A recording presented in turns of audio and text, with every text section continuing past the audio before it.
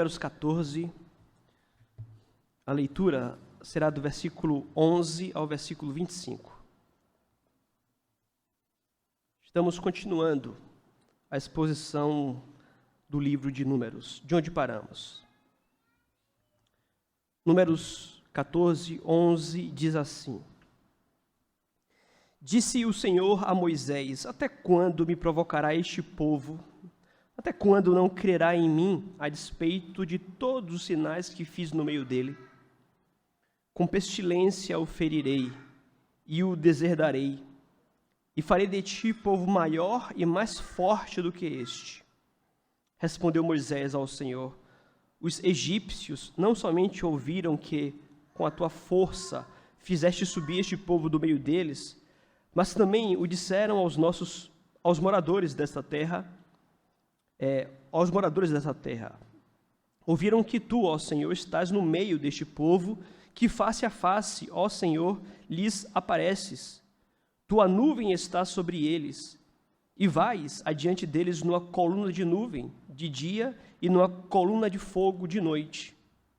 Se matares este povo como a um só homem, as gentes, pois, que antes ouviram a tua fama, dirão: Não podendo o Senhor fazer entrar este povo na terra, que lhe prometeu com juramento, os matou no deserto.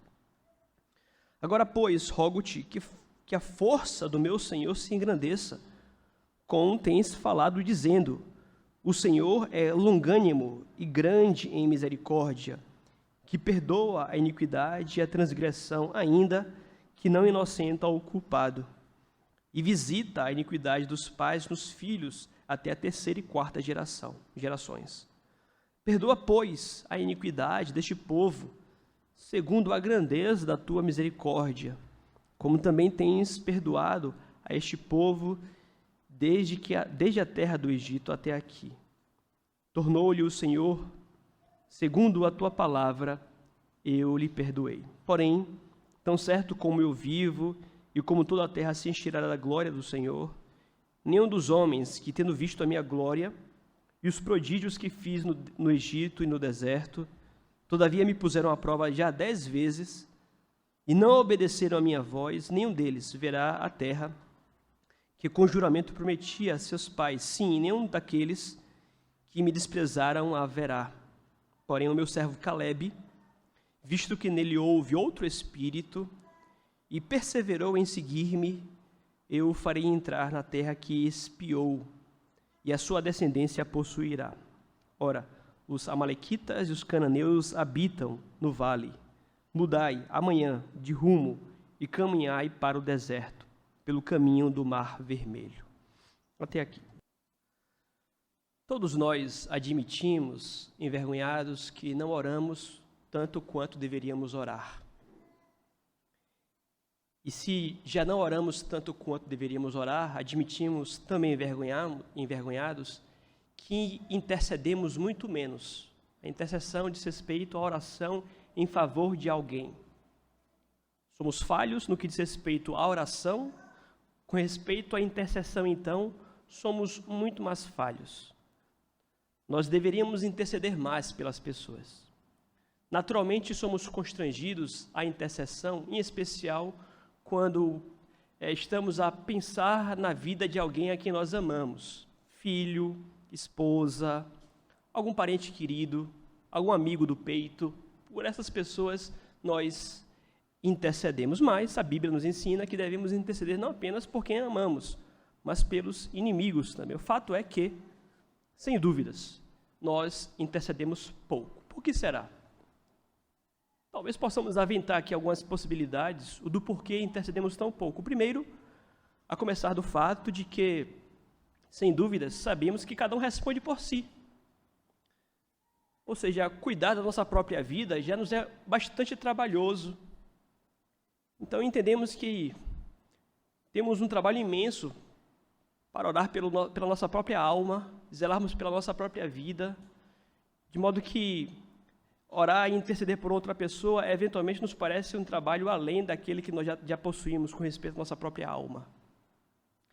Há a questão também de que, frequentemente, entendemos que pessoas que estão em pecado, elas merecem, da parte de Deus, juízo, merecem castigo.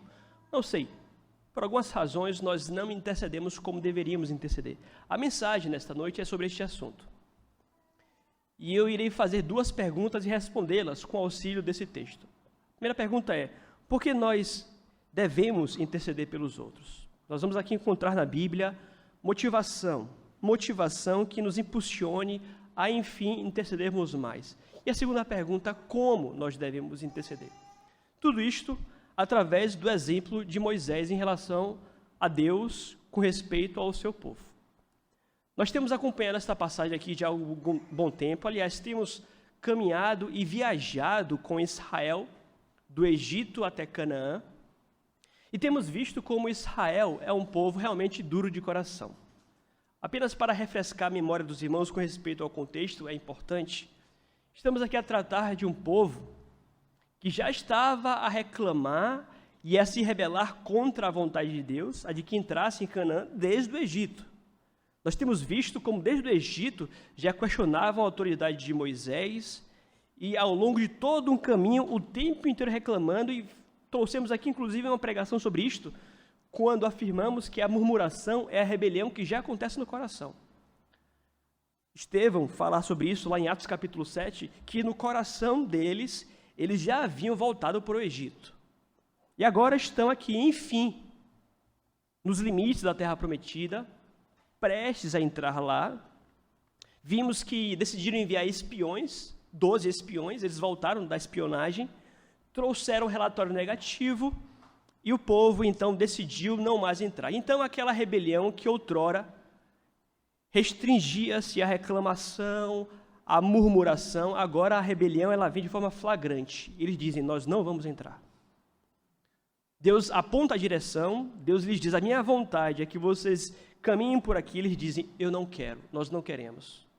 Nós não queremos nos submeter à vontade do Senhor, nós vamos voltar para o Egito. Há uma rebelião aqui, há uma sedição, um motim, inclusive, contra a liderança de Arão, de Moisés, contra Calebe e contra Josué, e por muito pouco esses 4 homens não foram apedrejados. Quando estavam prestes a apedrejá-los, a Bíblia diz que o Senhor apareceu, e aqui está um diálogo de Deus com Moisés no tabernáculo. Então nós vimos hoje pela manhã como Deus manifestou todo o seu descontentamento em relação ao povo, e Deus então declarou para Moisés: olha, eles serão extirpados, eles serão destruídos. As perguntas que Deus faz a Moisés são perguntas de quem está praticamente a desabafar. Versículo 11. Disse o Senhor a Moisés: até quando me provocará este povo, e até quando não crerá em mim, a despeito de todos os sinais que fiz no meio dele? Até quando? Então, diante da impenitência, da teimosia, não era um povo inexperiente, ele tinha muitas experiências da presença de Deus. Deus fala: olha, não tem mais jeito. Vamos recomeçar, Moisés, eu e você. E de você eu farei uma nação maior e mais forte. E aí Deus então declara esta questão. Mas, logo após declarar as suas intenções para Moisés, o que nós lemos na passagem é que Moisés ele parte em socorro ao povo de Deus. E Moisés então põe-se a interceder por um povo que já fora condenado pelo próprio Deus. Então estamos aqui a aprender sobre intercessão. E como foi dito, entremos nas perguntas. A primeira delas: por que nós devemos interceder pelo povo? Ou por que nós devemos, meus amados, interceder mais pelos outros? A primeira resposta é a seguinte: porque o Senhor tem prazer em honrar a intercessão. O Senhor tem prazer em orar, ou em honrar a oração. E para que nós chegamos a essa conclusão é simples. Vejam comigo, por que será que Deus ele decidiu aniquilar aquele povo e depois voltou atrás? Isso, obviamente, aqui não soa muito estranho, na medida em que nós sabemos que Deus é soberano. É difícil nós assimilarmos essa ideia de um Deus que decide algo e depois volta atrás. Não se coaduna com as verdades de que um Deus imutável não erra e não volta atrás. E aqui é importante que nós compreendamos que o que há aqui, na verdade, Já era um plano do Senhor de conceder àquele povo um perdão. É claro que Deus anuncia o que será feito, mas já nos tempos eternos, Deus já havia decretado de que mais uma vez aquele povo seria perdoado. Então é importante que nós entendamos aqui, meus amados, que há aqui, na verdade, um propósito de Deus de, por meio desta ameaça e por meio da intercessão de Moisés, que resultou no perdão, há o propósito de Deus aqui em honrar a intercessão, honrar a oração. Em outras palavras, como um pai realmente que fala em nosso linguajar, Deus está ensinando a Moisés, ao povo e à igreja de Cajazeiras aqui nesta noite, que ele ama responder à oração. Ele ama ouvir com atenção uma intercessão. Ele ama, inclusive, perdoar pecados que aos olhos dos homens são pecados imperdoáveis. Então, para que nós entendamos muito bem essa passagem, é importante que nós afirmemos, ou lembremos, que Deus não muda. Conquanto, por exemplo, há algumas passagens que falam que Deus se arrependeu do que fez, Deus não se arrepende. Tais passagens são passagens que são numa linguagem antropopática, ou seja, nós atribuímos a Deus sentimentos humanos, mas com o propósito de tentarmos compreender aquele que é o Todo-Poderoso. Por exemplo, quando um pai quer se fazer entender a um filho que ainda é um bebê, ele tem que reduzir a sua linguagem. Ele passa então a balbuciar. O cachorro é au, au. O gato é miau.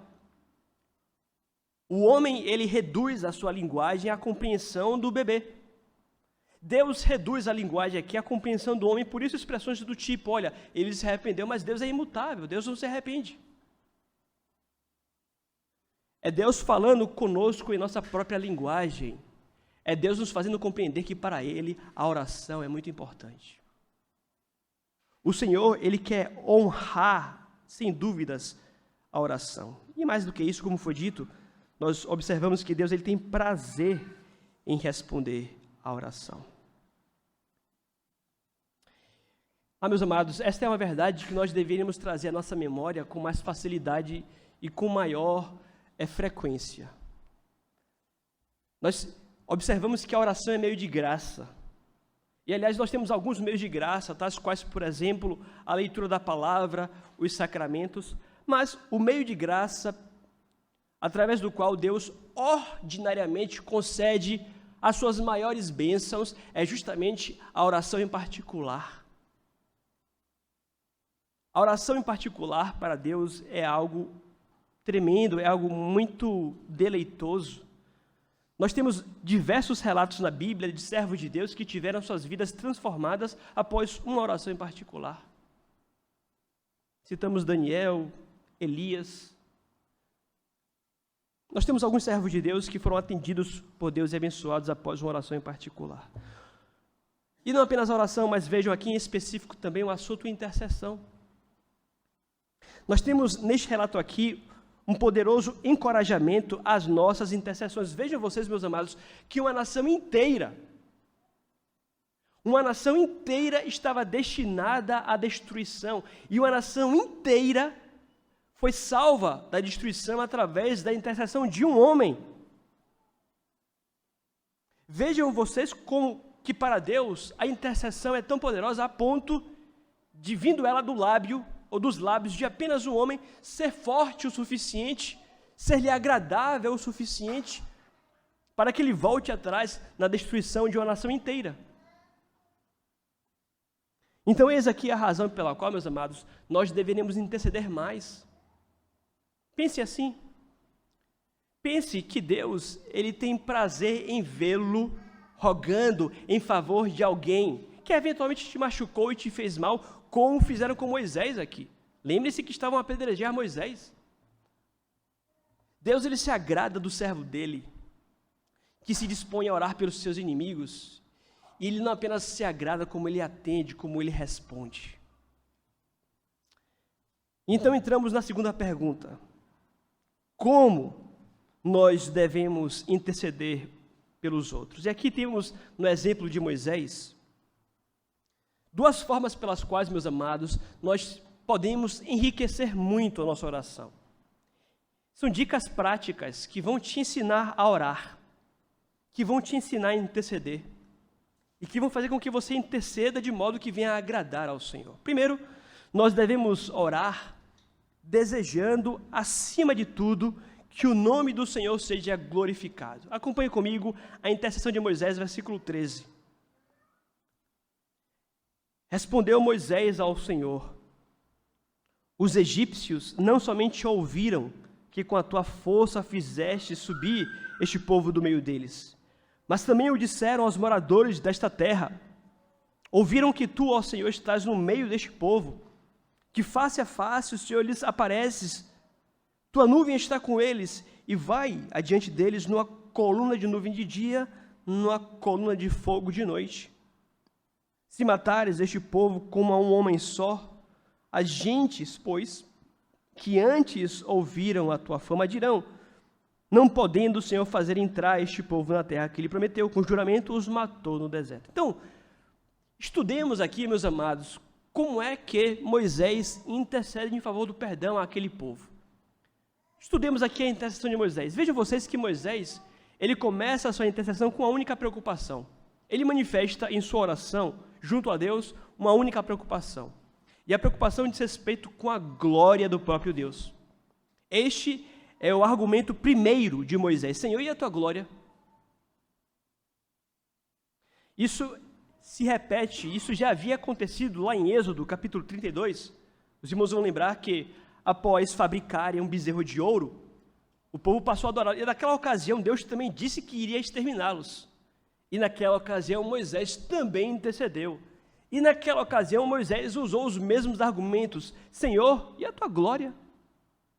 E a glória do teu nome? Naquela oportunidade, inclusive Moisés, ele persuade Deus a se acalmar. E ele então começa a argumentar o que é que os povos pagãos iriam dizer acerca do Deus de Israel. Olha que interessante. É assim que é a oração. Sabemos que estamos a tratar e a falar com o Todo-Poderoso. Sabemos que nós não podemos ensinar a Deus e nós não podemos corrigir a Deus. Mas vejam vocês como Deus quer que nós oremos, de fato, preocupados ou manifestando em primeiro lugar essa preocupação com a glória dele. Claro que Deus não é bobo, Deus sabe o que faz, mas ele deseja assim. Ele quer que os seus filhos estejam a orar e que em primeiro lugar manifestem a preocupação não com outra coisa, não com o bem-estar pessoal, nem mesmo com o bem-estar dos outros. O primeiro argumento e o mais forte é a glória de Deus. Então aqui, Moisés, ele evoca os mesmos argumentos de Êxodo 32. Então, ele organiza, inclusive, a sua argumentação. Ele diz o seguinte: olha, Senhor, os egípcios, eles trocam correspondências com o povo de Canaã. O povo de Canaã sabe o que aconteceu lá no Egito. E o povo lá do Egito sabe o que está acontecendo aqui no deserto, nos limites de Canaã. Eles têm contemplado tudo, eles sabem das coisas. Existem espiões egípcios também aqui entre nós. Se esse povo morrer, com certeza eles vão saber. E será que eles irão entender que esse povo aqui morreu por um ato de justiça do Senhor? Como nós falamos hoje pela manhã, a morte daquele povo seria o ato correto, o ato justo de Deus, a medida certa. Será que os povos pagãos vão entender, Senhor, que o Senhor agiu com justiça? Não, não vão entender isso. Eles vão achar que o Senhor é um Deus fraco. Eles vão zombar e o nome Yahvé vai virar objeto de chacota. O santo nome de Deus será a diversão para os ímpios, para os pagãos. Vejam vocês a mente de Moisés. Ele argumenta dessa forma a sua súplica, a sua intercessão. E há algumas questões culturais daquela época que explicam por que Moisés está preocupado com isto.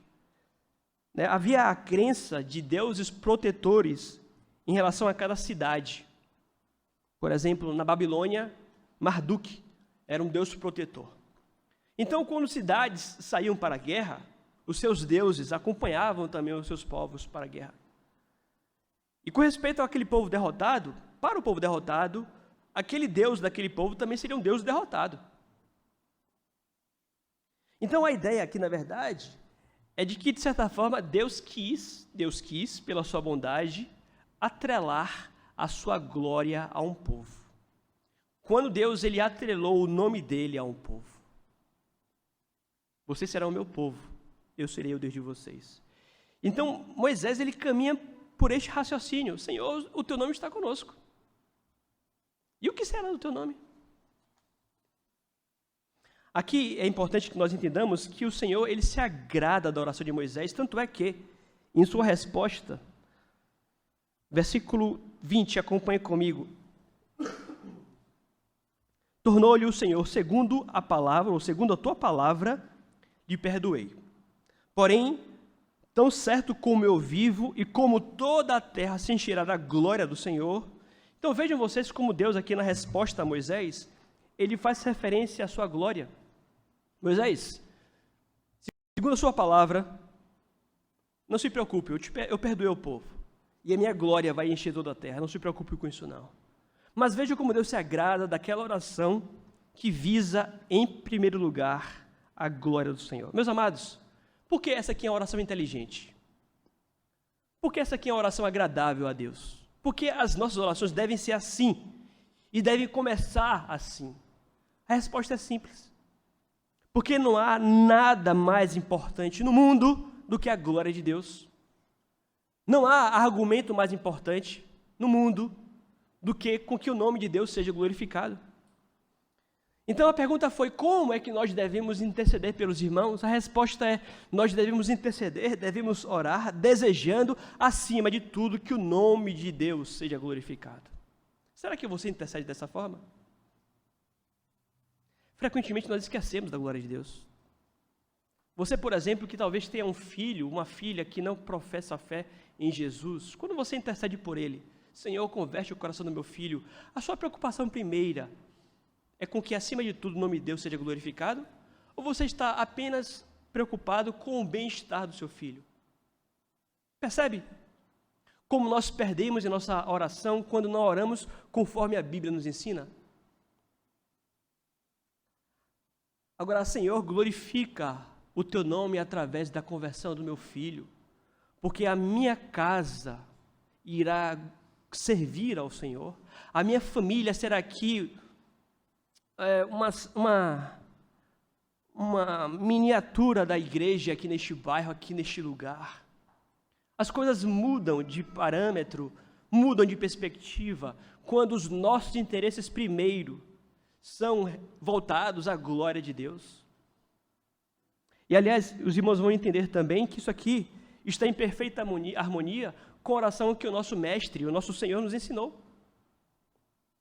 Pai nosso que estás nos céus, santificado seja o teu nome, que venha o teu reino, que seja a tua vontade, e depois que venha o resto. E se porventura for para a tua glória que eu fique sem um pão, que eu fique sem um pão. E se for para a tua glória que o meu filho não se converta, que o meu filho não se converta. Uma vez eu conversava com uma mãe que estava praticamente em rebelião contra Deus, porque há anos ela orava pela conversão do seu filho e o seu filho não se convertia. E ela falava comigo aquela semana que ela estava chocada porque o filho era traficante. E ela contemplava ali naquela semana o corpo de um dos amigos do traficante que foi morto. E aquilo impactou tanto o coração dela que ela passou a brigar com Deus: Senhor, não vai converter o meu filho? Nós devemos orar, obviamente, pela conversão dos nossos filhos. Devemos rogar, devemos clamar, devemos suplicar. Mas vejam, a forma correta de fazê-lo é colocando a glória de Deus em primeiro lugar. Então, isso aqui nos ensina que nós devemos orar desejando, acima de tudo, que o nome de Deus seja glorificado. Como foi dito, meus amados, Vejam que Deus ele quis associar o seu nome ao seu povo. De certa forma, meus amados, os nossos problemas, a nossa vida, a nossa existência, elas têm relação com a glória de Deus. Quis Deus relacionar a sua glória à salvação do seu povo. Pense nisso. Pense em inserir, então, a glória de Deus nas suas petições. Agora, obviamente, além de orarmos desejando que Deus seja glorificado, nós devemos viver para que o nome de Deus seja glorificado. Não adianta você orar, por exemplo, para que o nome de Deus não seja envergonhado no seu trabalho, ou que Deus venha promovê-lo para a glória dele, se você, por sua vez, não vive para a glória do nome do Senhor. Se você não se preocupa com que os inimigos venham encontrar oportunidade para blasfemar do nome de Deus por sua causa. Então oramos pedindo, Senhor, que seja para a tua glória, Senhor, que seja para o teu louvor, eles me conhecem pelo teu nome, eu sou crente, glorifica o teu nome em mim. Agora, se você da sua conduta dá margem para que blasfeme do nome do Deus a quem você serve, então não adianta orar dessa forma. Nós devemos orar pensando na glória de Deus. Aqui eu quero abrir um grande parêntese para meditar um pouco acerca de Moisés nessa situação. Vejam que Deus ele toma uma decisão, ele declara que irá destruir o povo e que irá reconstruir o seu projeto através de Moisés. Aquela oferta feita a Moisés, cá entre nós, seria especialmente interessante para ele. Sabe, haveria boas razões para que Moisés aceitasse aquela oferta. Em primeiro lugar, quem fez a oferta foi o próprio Deus. Moisés não pediu nada, Moisés não desejou nada, foi Deus quem tomou a iniciativa. Então, observe que há aqui uma razão para que Moisés pudesse considerar aquela possibilidade. E não haveria problema nenhum, assim como Deus recomeçou o mundo com o dilúvio, Deus iria recomeçar tudo novamente aqui. Havia outras razões que tornariam essa oferta aqui interessante. Moisés não falhou. A falha foi do povo, Moisés manteve-se leal ao Senhor. E a pergunta é, em sua lealdade, será que Moisés não merecia essa honra? Será que Moisés não merecia a honra de ser o novo patriarca do povo de Deus? Mas como é que ele reage? Moisés ele reage de forma esplêndida. Ele recusa a oferta, ele não se deixa influenciar pela oferta, ele sequer faz caso da oferta. Ele parece ignorar completamente a possibilidade de que o povo viesse a morrer para que ele fosse o novo patriarca do povo de Deus. Então, pensando em Moisés, por que será que ele agiu assim?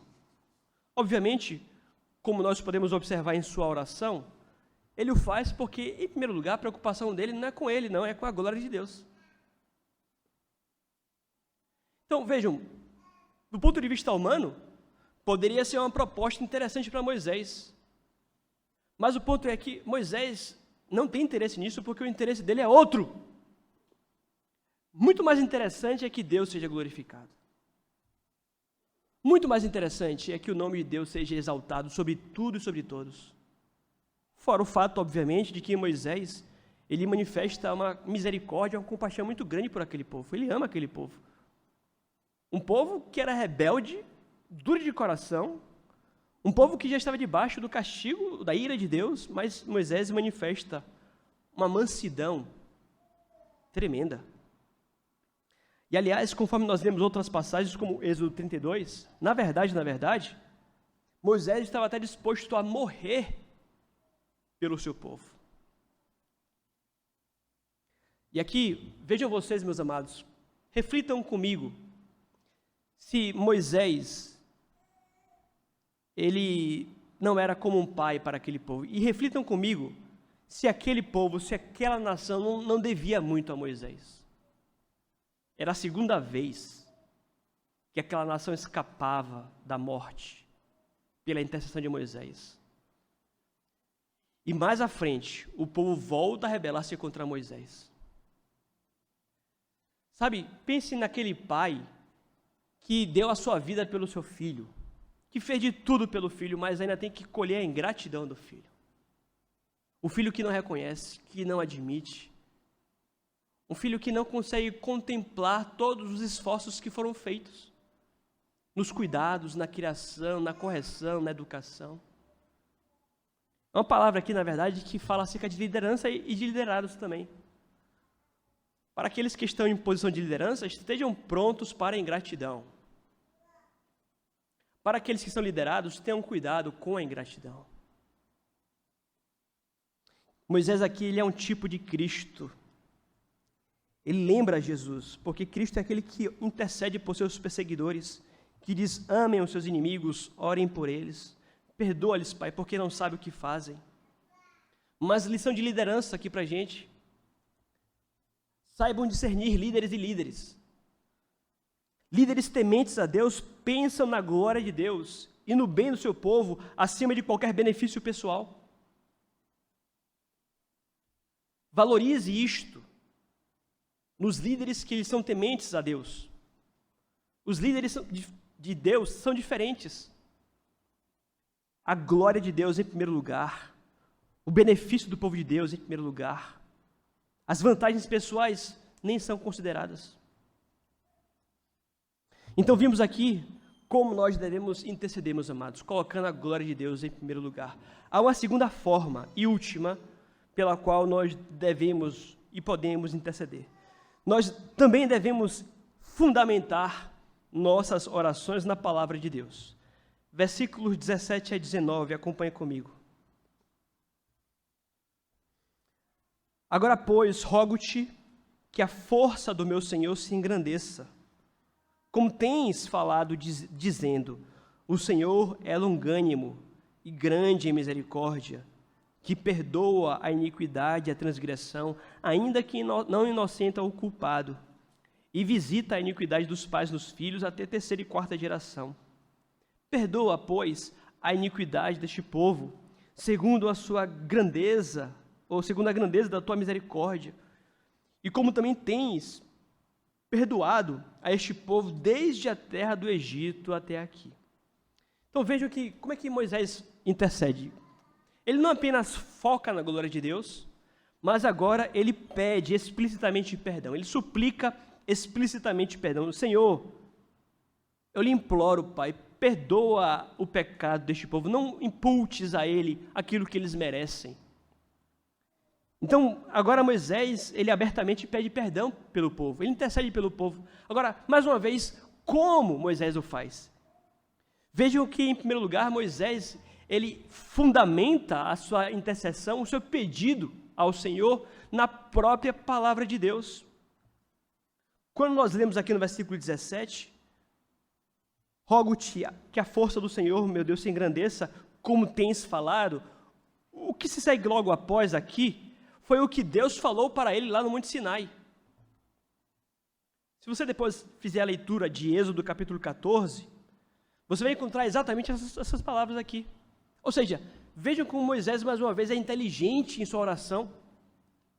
Ele coloca como argumento aquilo que o próprio Deus disse. E lá em Êxodo 34, Deus revelou-se a Moisés, revelou o seu caráter a Moisés, revelou quem ele é. E quando Deus revelou-se a Moisés, Deus disse, eu sou longânimo, eu sou paciente, eu sou misericordioso, eu tenho prazer em perdoar. Moisés pega o que ele ouviu do próprio Deus, ele pega a palavra do próprio Deus e apresenta ao próprio Deus em sua oração e diz, Senhor, está aqui, o Senhor disse, perdoa. Ele começa a oração pedindo para que Deus, ele exalte a força do seu poder, ou que a força do meu Senhor se engrandeça. O que isso quer dizer? Passa pelo que já explicamos aqui. Senhor, que os povos não reputem como Deus fraco, pelo contrário, que o Senhor permaneça sendo Deus forte, através do perdão. Moisés apresenta um caminho aqui para que Deus, ele continue sendo glorificado, ou para que a sua glória não seja prejudicada por conta do seu atributo justiça. que ele consiga manter-se poderoso ou manifestar o poder da sua glória através do perdão. Então, qual foi aqui a argumentação de Moisés? Moisés, ele confia, ele crê que Deus tem mais prazer na misericórdia do que no juízo. E para isso, ele cita a própria palavra de Deus. Queridos, eis aqui então a segunda dica, muito importante, para ajudá-lo em suas orações. Ore não apenas focando a glória de Deus, mas ore também fundamentando a sua oração na palavra de Deus. Por quê? Porque não há nada mais eficaz na oração do que apresentar diante de Deus a sua própria palavra. Senhor, que seja como o Senhor tem dito. Nós devemos encontrar, inclusive, na palavra, o encorajamento necessário para as nossas orações. Vejam, se Moisés não fosse um homem que conhecesse a palavra de Deus, aqui ele iria se calar. Ele iria pensar consigo, Deus falou que vai exterminá-los, acabou, fim de papo. Ele iria se calar. Mas porque conhecia a palavra de Deus, e porque a palavra de Deus revelava a Moisés quem Deus é, Moisés então ora. Ele se anima para a oração porque conhece a palavra de Deus. E ele fundamenta a sua oração na palavra de Deus, da mesma forma como nós devemos fazer, queridos. Amados, vejam vocês que em tudo aquilo que temos visto é Deus nos tratando como bebês. É Deus nos ensinando no beabá, de forma bem simples, por que nós devemos orar e como nós devemos orar. É Deus dizendo, olha, você tem que orar assim. É Deus dizendo a você, olha, eu já coloquei aqui as palavras que você deve colocar em suas orações. Deus praticamente colocou em nossos lábios o que nós devemos colocar para Ele em oração. Se nós simplesmente lêssemos a Bíblia em oração, nós já estaríamos cumprindo o propósito. Deus quer que nós oremos conforme a sua palavra. E como foi dito, nada mais eficaz.